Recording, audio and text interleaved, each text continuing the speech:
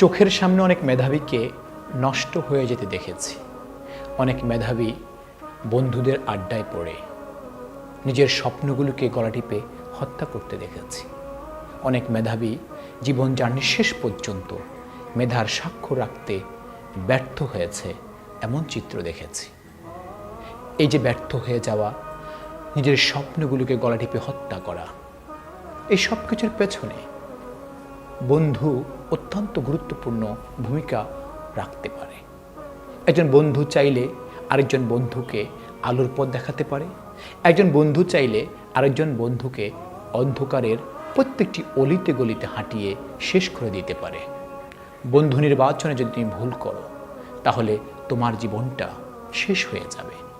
আর যদি বন্ধু নির্বাচনে সঠিক সিদ্ধান্ত গ্রহণ করতে পারো, তাহলে তোমার জীবনটা আলোকিত হয়ে যাবে।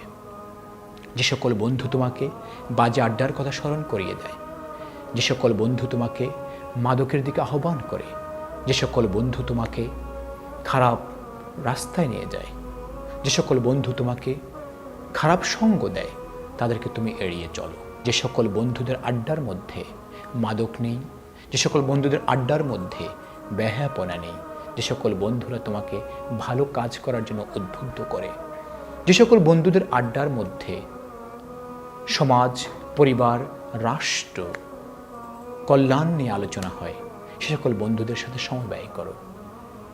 মনে রাখবে, তুমি যদি নষ্ট হয়ে যাও, শুধু তোমার ক্ষতি হয় না।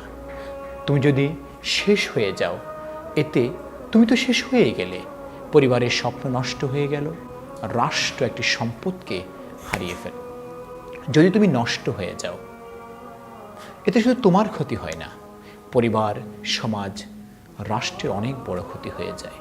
তাই নিজের জন্য, পরিবারের জন্য, সমাজের জন্য, রাষ্ট্রের জন্য নিজেকে সঠিকভাবে পরিচালনা করো। তোমাদের মেধা, যোগ্যতা, প্রজ্ঞার মাধ্যমে আমাদের এই প্রিয় বাংলাদেশ অনেক দূরে এগিয়ে যাবে ইনশাআল্লাহ।